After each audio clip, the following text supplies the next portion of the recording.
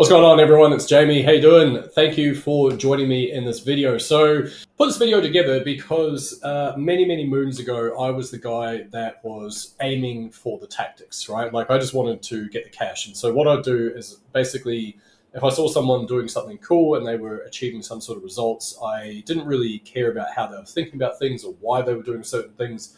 I just wanted the tactic. And I see this playing out with now hundreds and hundreds and hundreds of students that I've coached, where a lot of the time I'm saying, looking at the moon, I'm pointing, kind of like Bruce Lee, and I'm like, look at the moon, it's amazing. And they're like staring at the finger, right? And I'm like, no, you don't get the point. It's like, look at the moon, it's amazing. And so that basically changed when I updated my mindset. When I stopped aiming just for the tactics alone and I started to take a deep dive into myself and my psyche and how I interact with the world, how the world interacts with me, things really changed, and they changed pretty rapidly once I did actually dive straight into this stuff as well. And so my hope for you guys watching this video is that by the end of it, you have a couple of ideas about the way in which people think about the world, successful people. Maybe you can update some of the ways that you do things. Maybe there's a few things you've heard before, and you can just kind of like take it all and absorb it and go from there. Now, the sad reality is this is not going to be a popular video on my channel. I know that there's probably not going to be that many people, especially because it is free, but I can categorically tell you that this stuff here is way more important than any tactic or strategy or hack or anything else that you're going to go and do out there online, right? So who am I and why should you listen to me? My name is Jamie Gardiner, and I've been involved in online marketing since 2011. I've tried and failed at a bunch of stuff, but finally got some success in 2019 after years of struggle and failure. And basically things really shot off in a very rapid succession. Ended up going from zero to my first $1,000 day in just 7 days. Had my next one the next day, first 10K month. Since then, my wife's retired from the workforce. She now runs her own very successful business as well as part of our brand. And yeah, things are really good. So had hundreds of students, won awards for surpassing millions of dollars in revenue. And yeah, that's about basically it. So this is a pretty raw channel. I don't really do a ton of editing. If that's of interest to yourself, you're wanting to stay up to date with what I'm putting out, feel free to hit the subscribe button. In fact, I would absolutely love it if you did hit the subscribe button. It absolutely helps me out, knows that I'm on the right track with the content that I'm putting out. So anyway, enough rambling. Let's get straight into it. If I can figure out this crazy thing there. Right. So this came off the back of a pretty cool month last month. My wife and I, our businesses did a total of $110,000 in revenue for January, which is, it's a good amount of cash. Now, that is revenue, by the way, okay? So if there's commenters out there that are like scratching up their nose going, yeah, I'm not sure good. We pulled 65 cash and 110K revenue. So, not a bad day in the office. Now, one of the things that I see very prevalent with students and people out there, generally speaking, is that they have an inability to stay focused. And I can relate. I am also guilty of this a lot. So as much as I am saying this to you, it's also just a very healthy reminder for myself as well, right? So stick with one pathway. Now, what I'm about to say might come across a little bit hypocritical because at the time of recording, I have a number of different business interests. I have a couple of newsletters that I write for on a weekly basis. I also have a low-ticket product that I'm in the midst of building out at the moment, which is one of, I think I've maybe done sort of 18, 19 products by now. So I'm no newbie to that, but it's a new experience in the way that I'm constructing it as well. And also, I have students, right? Like I'm not actively coaching at present. I'm not onboarding any new students, but I do have legacy clients that I'm looking after as well. So that does take up a bit of time. So I say that because, yes, there is an element of hypocrisy to what I'm saying, but I think the major gains that I've made in my business have been when I've stuck with one thing really rigidly. And then when I've had some success in that and I'm happy with the way things are going, then I parlay that into something else, right? So one example would be, I started selling things on Facebook through my Facebook group, become a bit of an expert when it came to Facebook communities and growing and more importantly, monetizing the Facebook communities. And so then once I felt proficient with that and I sold a bunch of stuff, I was like, okay, well, how can I go and minimize my risk by going into other traffic sources? And then I started looking at Instagram, but it was only after I nailed how to sell stuff first before I moved on, right? So biggest advice I can give you is stick with one pathway until you find some success. Parlay that success into something else, should you choose to, or double down. It's probably going to be better. Two really prime examples of this, and this is kind of echoing their sentiments as well. This is from Frank Kern and Jeff Walker, who don't know those guys have been around since forever. Great marketers, both of them. Jeff has just refined one program. Why does the name elude me when I need it? What's it? Product PLF, product launch formula. So he's just had that basically as his main program for 17 years or something like that, and then he's got upsells off the back of that, things like that. Whereas Frank has gone the other direction. He had a bunch of big launches, and then he's done a bunch of stuff, and then he would create a new thing here, create a new thing here. And by Frank's own admission, he suggests that Jeff has probably made a lot more money than him because he's just stuck with that one thing and refined it over and over again, right? So pick what works for you. For me, I love staying dedicated and focused, and it's very hard because you have to kind of like ignore everything else around you to get what you want. And then once you do, I like to parlay that into other things moving forward, right? Because that's just kind of my personality. But stick with one thing to start with. Next one, the grass isn't always greener, right? This is a trap that I fell into so many times when I was up and coming, which is basically I would start down the path of like a traffic source. So let's say Pinterest for argument's sake, and then after a while being on Pinterest, I'd be like, oh, well, actually, it's not working the way that I thought. And then all of a sudden I'd see someone go, oh my God, you should check out this thing. There's this brand new platform. It's called Twitter and it's amazing. And I'll be like, oh, okay, really should I go check that out? And then all of a sudden I'm on LinkedIn, and all of a sudden I'm doing chatbots, and then all of a sudden I'm Snapchatting, and it just got kind of crazy. And so then when I started thinking about things, I'm like, well, I've made life really unnecessarily frustratingly hard for myself by assuming that things are going to be easier. And so what it would mean is that every time I would go in one direction, I would effectively lose my momentum. So I was doing a 180 turn every time I'd go and buy a new course and start a new thing, blah, blah.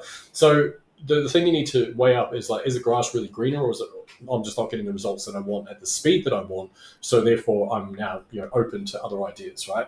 And I can absolutely assure you that having done dozens of business models now, they all have their pluses, they all have their minuses. And I'll give you a really good example at the moment.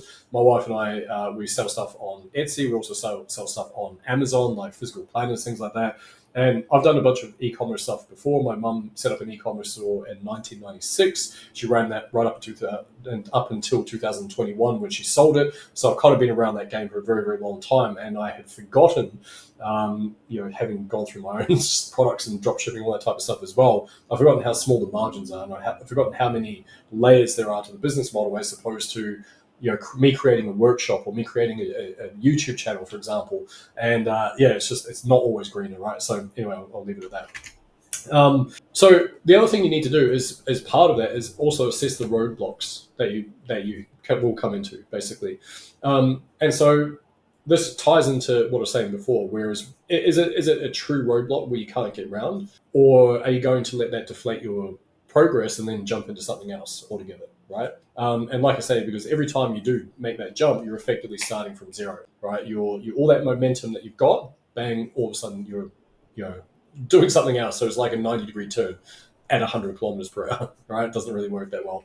Now, I picked this really, really cool analogy up from one of my mentors, actually, Jeff Miller, and he was saying in a call, he goes, you need to be a boat versus a boulder.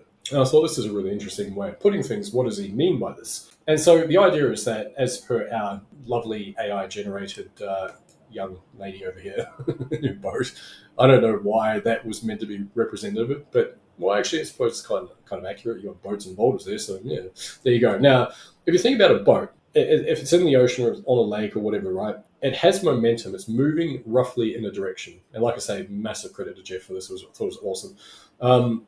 But it's moving in a direction. And so all you need to do is just change the rudder slightly to get it to go where you want it to go, right?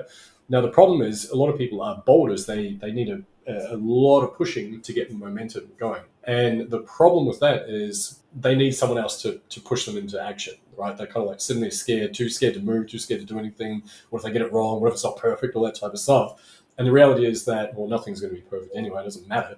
But if you are a boat, then it's just a lot easier to, change course, right? So that is why I say on the back of the other thing, assessing roadblocks, is that you need to be a boat at all times, because you need to have that momentum going. You need to just be taking those steps and basically adjusting your course as you go along. And I think the trap for so many people is they're a boat, they're sitting there like do I know enough? I should go through the course again before I start. I don't know. And then they talk themselves out of it rather than just like, bang, getting that momentum going and then adjusting as they go along, right? So, like I say, massive thanks to Jeff for that one. Right, what do we got next? Let's figure this silly thing out. There we go. Get my big chunky head out of the way. You got to block out the noise, okay? And what I mean by that is that's really annoying, but anyway, whatever. You got to understand marketers first and foremost. So, if a marketer is any good at their job, then we know the psychological triggers. We know what creates a sales environment. We know how to market to folks. We know how to get in front of folks, how to get attention, how to get all that stuff, right?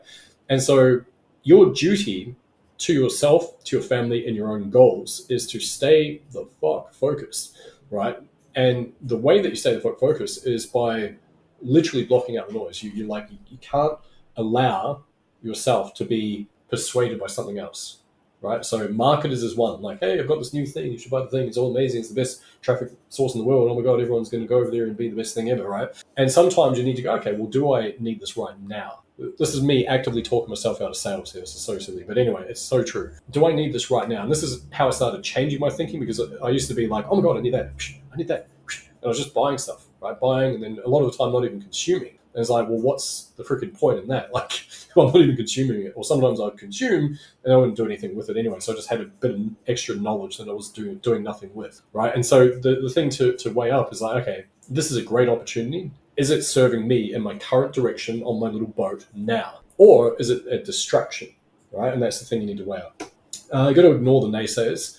And I mean this with the utmost respect to everyone's friends and family and stuff like that. But a lot of friends and family are absolute pricks, and they don't mean to be a lot of the time. They are often shrouded in their own insecurities, and so therefore they will communicate to you in a way that is based on their own fear mentality. And a lot of the time it's under the guise of good advice and safe guidance, right? And so really simple one for me is I quit school when I was like 16, 17, something like that. I didn't finish school.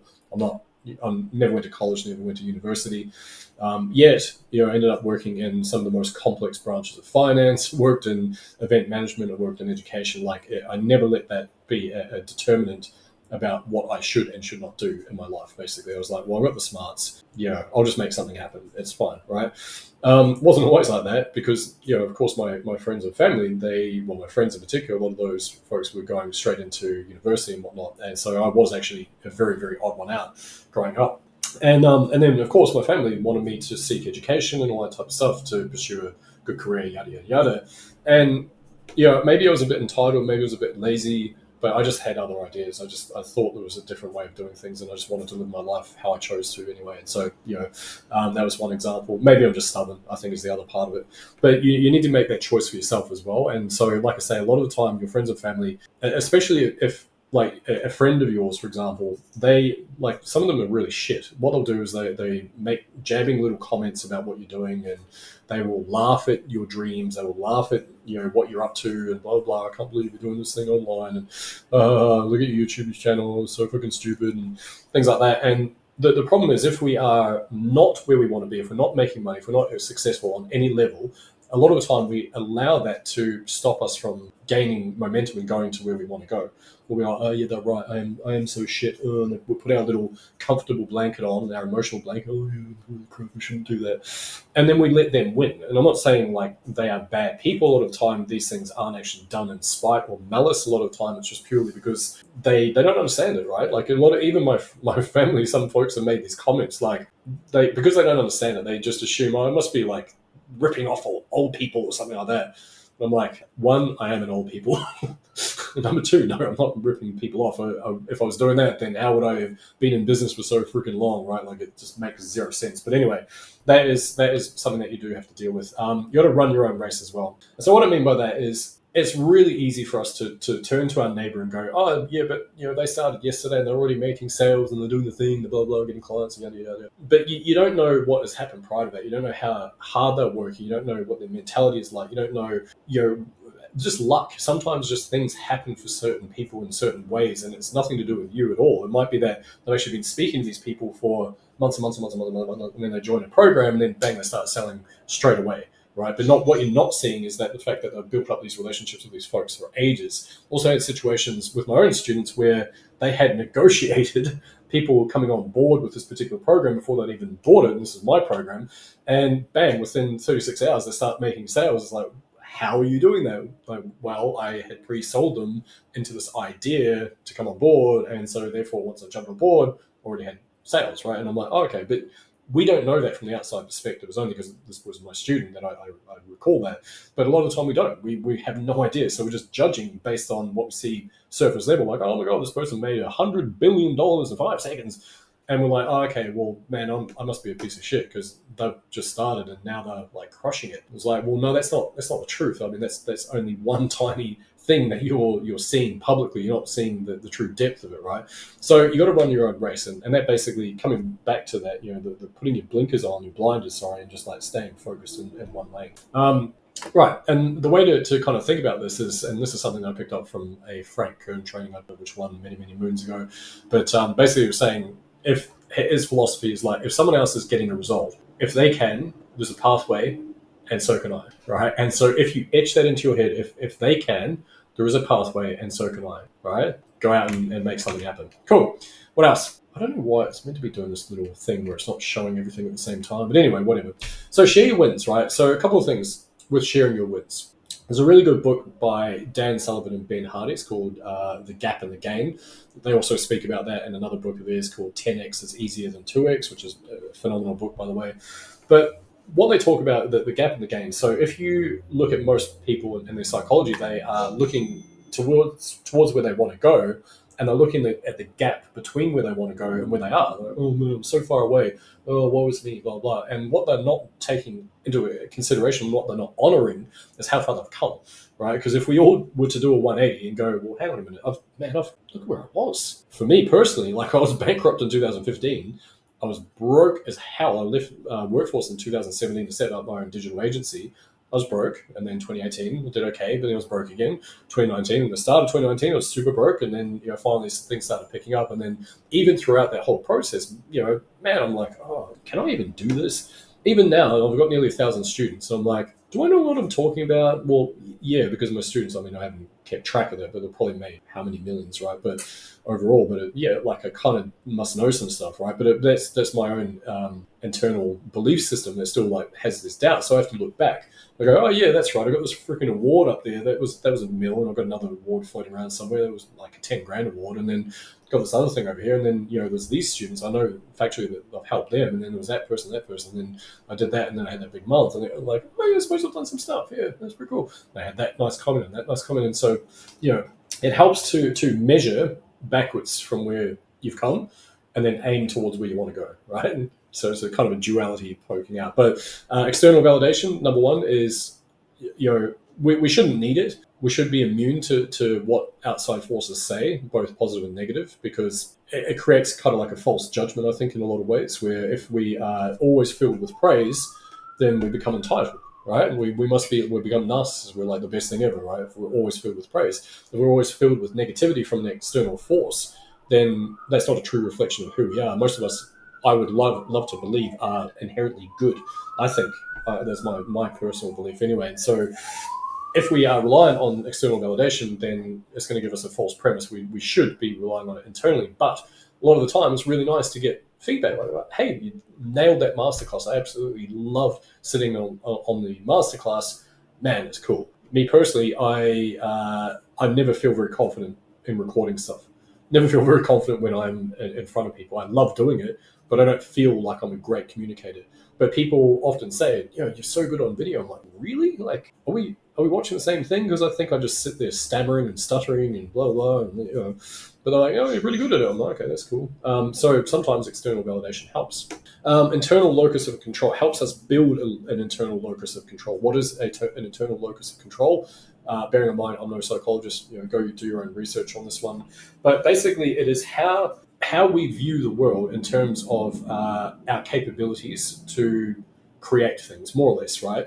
And our sense of responsibility, more importantly, I think is a more accurate way of putting that. And so if we have an external locus of control, what that means is that we believe forces outside of ourselves dictate where we are in life and our situation, our environment, things like that. If we have an internal locus of control, that then dictates that we are the creators of our own destiny and what we want out of life, right? And so when we're sharing our wins, it keeps highlighting this thing like, I am doing some stuff. There's another sale. There's another lead. There's another prospect. There's another person I've helped. There's another testimonial coming. There's another, whatever it is, another nice comment. And that helps us build an internal locus of control, because then we can see, based on the external validation, we can see physically that, okay, well, I'm heading the right direction, I'm doing the right thing, right? And again, going back to gap and gain, that's how we can keep measuring things moving forward.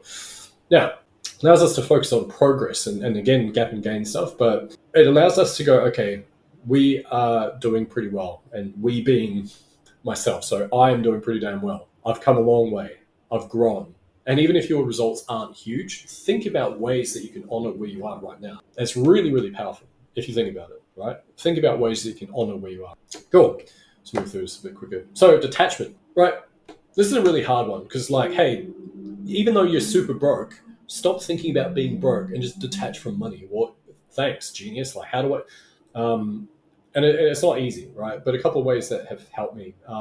So one thing to bear in mind, and this was a massive kind of like, it freed me in a lot of ways in my mindset. So in a sales environment, especially if you're in the corporate world, right, and you're on the old blower and you're presenting whatever it is, and you're kind of like, hey, here's my stuff and it's awesome. Can you please buy it now? Slow clap. Anyway, if you're in that situation, or if you're on Zoom and you got to sell stuff, or like me, I don't do sales calls anymore. I close everything in DMs or Google Doc or whatever, or just don't talk to people. Just because I got bored of it, sick of it, and got my calendar was too clogged up.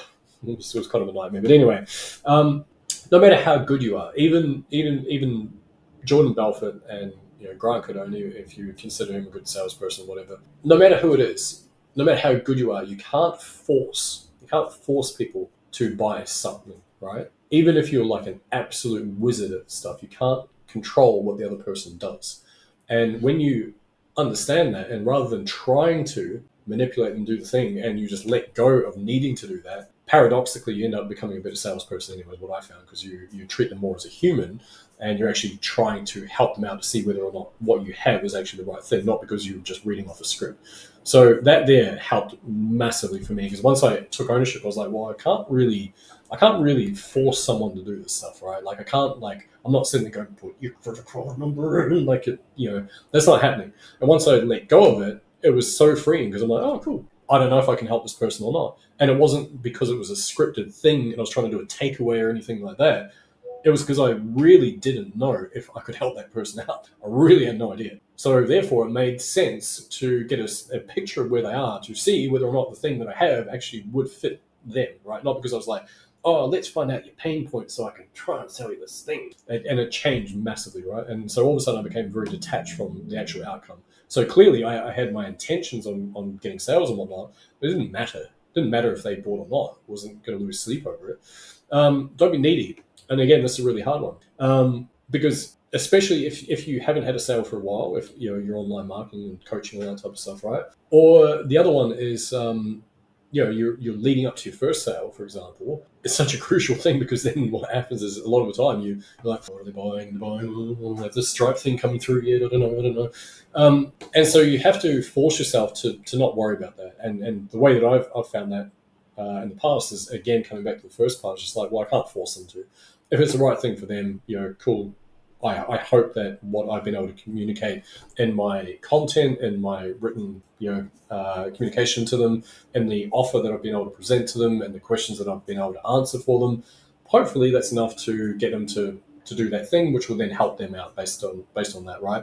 But then when I started thinking about, like, well, they're going to do what's best for them, and then when I started thinking about that, again, coming back to, like, what is the right thing? How is it going to serve them the best? And then when I did, bang, all of a sudden, I'm not needy anymore.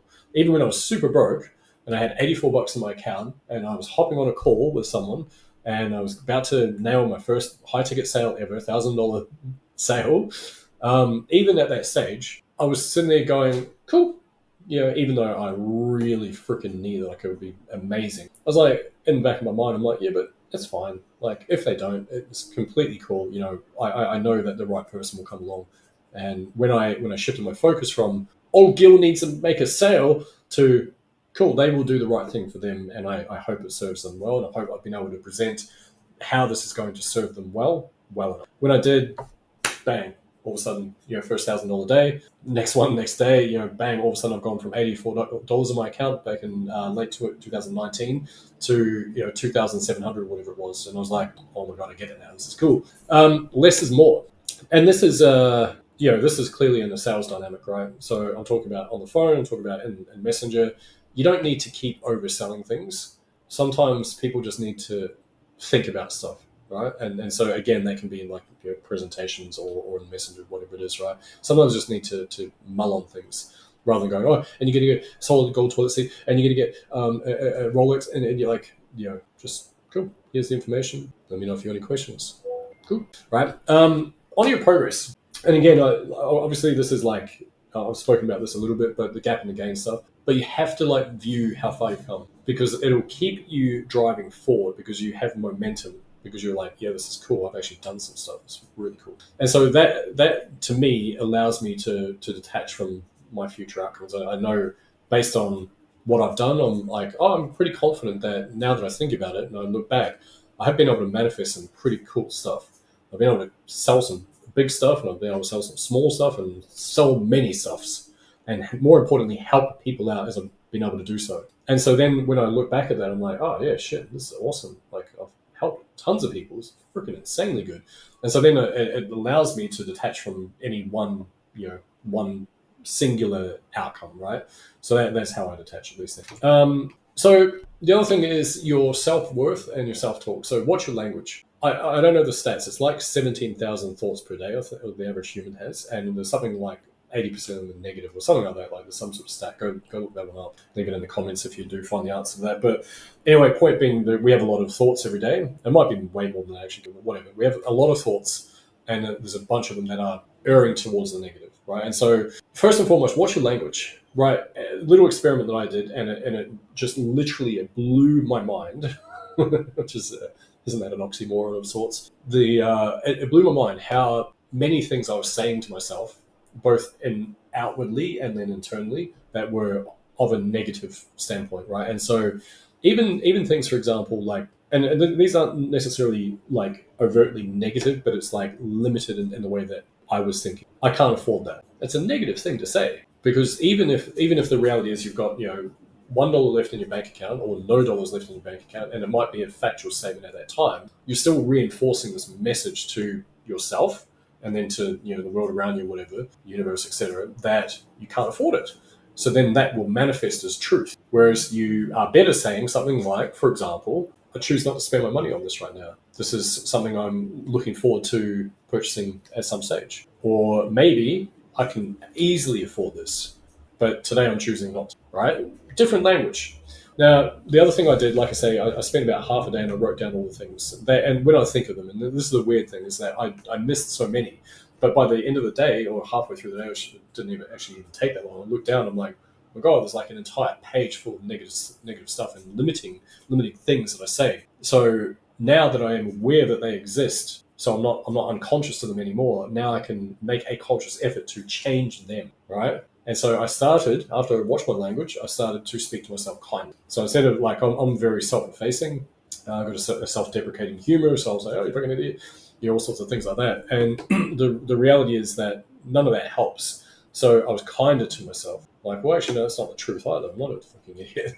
I do some silly things at times, but don't we all? Rather than kind of brandishing myself with this idiot brush, putting a dunce hat on, things like that, I changed the way I'm like, well, no, I'm not. Absolutely, I'm not an idiot. Like that's, no. Well, why would I say that? I wouldn't say that to someone else. So why would I say it to me? So practice it, and then when you catch yourself having a limited thought, like I can't do that. Oh no, that's not me. I'm not like that. I can't do that. Well, no, that's a thing that you've been telling yourself is bullshit. So catch yourself out on it, right? This is me giving you a scolding there, like catch yourself doing it. And then what happens is once you start to change your language, and it becomes almost habitual eventually, because then you're like, I'm a fucking, no, I'm not. I'm not an idiot. Like you stop yourself, and then you're like, okay, so even though the thought was there, well, I've prevented myself from articulating it. That's cool. It's a step. So then eventually you start to speak to yourself kinder, nicer, and then eventually your mojo starts to grow. you want to address hidden traumas as well, and we all carry them. Very rare that we don't. And so I've got many that I've been working through my childhood, and divorced parents and heart operations, and being torn away from my comfort and all that type of stuff. So these are things that I have to deal with. They manifest in adult life. All of us have these, right, to some degree. So I'd consider things like regression therapy, or even just like spending the time to think through, I think this way now, is that related to something that's happened in my childhood? And it's typically going to be your parents and the way that they communicated to each other and yourself. And it's not about laying blame. You're not sitting there going, "Like, you parents, man," like nothing like that. It's actually the opposite. It's just freedom, because then you realize they're just humans as well, and they may have got some of these traits and behaviors that they're now passing on to you inadvertently from their parents, so on and so forth. So it's not like it's not being angry. There's another thing you probably need to deal with as well, as being angry at your folks, right? But address that stuff, because if you have, for example, like I had a trauma around when I was young, because like I say, I had a heart surgery when I was a young child, so I was ripped away from my comfort of my family and blah blah, and I was like thrown in an ice bath later on. So I'm like all confused because I'm a baby and I can't, no one can really speak to me. I couldn't like hold me or anything, so I was sitting there in an ice bath with my chest bloody cut open and all that type of stuff. It was pretty horrible. And so even though I can't physically remember that, that's still something that's deeply traumatic, right? And so therefore I have to address that. I have to address how does that manifest in adult life? Well, one way is that I've sabotaged historically like my flow of abundance. So oftentimes I would get money and then I would do everything in my power to destroy it. I would give it away, I would gamble it, I would spend it on silly things, blah blah, because of the trauma of my early childhood, of me thinking, well, in order for me to get love, then I can't have nice stuff. I can't, like I must need I must need to get rid of this stuff and this thing out there, and then I'll be loved. Phew, okay, thank goodness. Now that I'm all poor and broke, I will be loved. I will be looked after by my folks, like subconsciously, right? Kind of a crazy thing when you think about it. But anyway, that's something that I had to work through. Use verbal reprogramming. So after you've figured out what you're saying to yourself, once you started speaking kinder to yourself, you start to use things like active affirmations and things that you tell yourself in different ways. And so again, coming back to one of the things I was saying earlier, where you're like highlighting your wins and you're like, yeah, fuck yeah, I made a low ticket sale, and I got my website set up and I got this set up and I did the thing and blah blah blah. I met this person and I networked and I took action, and I didn't just watch modules and do nothing. Like I took action with that stuff. All these things that you're doing, it starts to change your mindset. You start to literally reprogram yourself, because you're like, man, I am doing some cool stuff. And when you know that you're doing some cool stuff, you are subconsciously rewarding yourself for that, which then makes you more propelled and more motivated to go do more cool stuff. Because now you've got this track record of cool stuff that you've done. All right. Hopefully this is making sense. Let me know in the comments. I'd love to hear your thoughts on this, guys. Like obviously I've been rambling on a bit, but I think this is pretty powerful personally. This is the stuff that I really wish that I had when I was getting started online, and we're almost at the end. So I appreciate you guys sticking around. So money mindset. Starting with number one, your self-worth connection. So in my opinion, now this is just my opinion. I say that because that's my disclaimer, but I feel that the accumulation of money is directly tied to your sense of self-worth. And if you have a shitty sense of self-worth, it's low self-esteem and whatnot, then you will probably, you won't have abundance around you, because you'll see life in a very scarce way. And a lot of the time when people have low self-esteem, it's actually inherently very selfish, because they are thinking about themselves and how bad they are and how bad their life is, rather than thinking, well, shit, no, life's pretty good. If you're watching this, you've got it on a device. Think of the technology that went into that, right? You got a roof over your head, assumably. It's got to be good. Hopefully you've eaten in the last week. That's pretty good. You're breathing air. You're still here. You've got a chance to make something happen. And so a lot of the time, people don't even think of that stuff. And if they're like all like depressed and me, then they've got nothing to give anyway.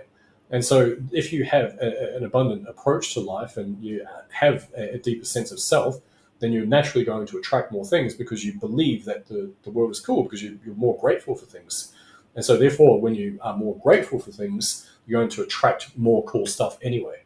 Just naturally just happens, right? Because that's how your life is thinking. You're thinking, I'm super lucky. My God, I'm here. I'm alive. I mean, what else do you need? You know what I mean? The other thing as well is people often think of money being a very scarce resource, and that is not the truth at all. It is an infinite resource. It is infinite because they can print more of it at any stage. If you put $1,000 in a bank, they can go lend that out. They can lend money that doesn't exist out to other people, right? Reserve fractional bank. No expert on it. Go do your homework on that.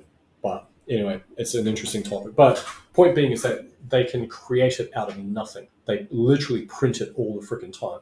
And so the problem is that we, in a society, we are only given as much as our wage will give us a lot of the time, or the five people that we spend the most time with, we will be the average of those people. So if they're all like, minimum wage earners, then we're probably going to be around that level because we want to conform to the masses typically. But if you start to see it as an infinite resource and you just start to think, well, I can tap into that. How do I tap into that infinite resource that is out there? Well, the first step is by elevating your mojo, elevating your own sense of consciousness, right? Avoid negative beliefs. Now, this is a really tricky one because what I've seen with some folks is they become incredibly arrogant, and they are unwilling, and they're a little bit narcissistic in some ways. They're unwilling to accept a differing opinion. They're unwilling to accept critiques and feedback, and they assume critiques and feedback are an attack on themselves. Now, hand on heart, I will confess that was me many moons ago. I found it very hard. Like if someone criticized me, I'd be like, how dare you? But what I came to learn is it really depended who was doing the criticizing. If someone was miles ahead of me in a specific game, so I say the game of life, like business, for example, then clearly it would make sense if they were critiquing me for me to listen. If it was from a friend or someone that had no idea about that stuff,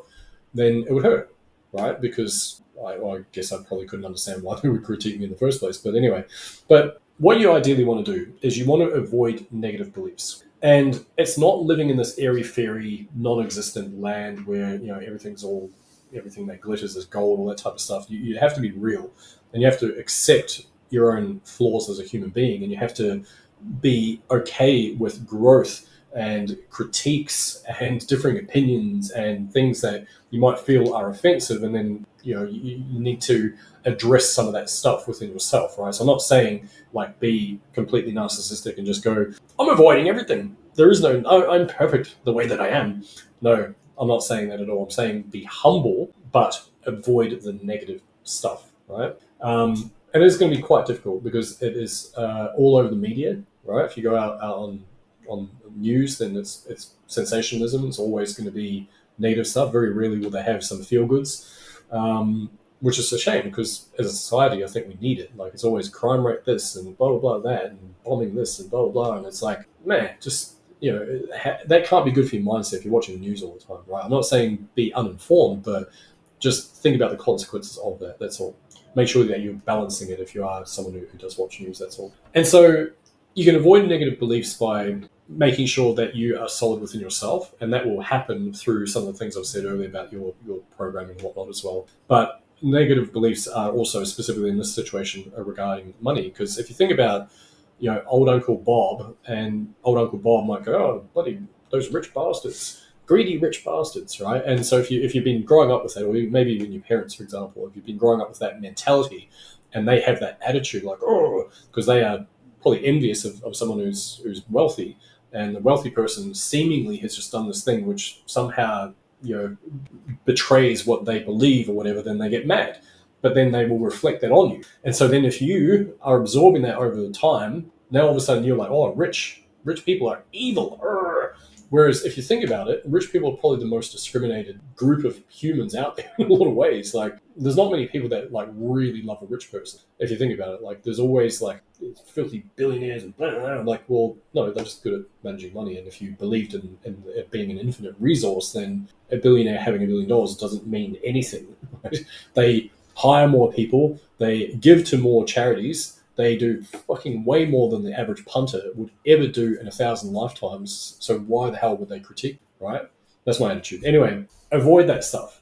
Understand that it exists, but avoid it. Like, make the conscious choice to program yourself how you choose, and you'll go so much further in life. So that's pretty much it.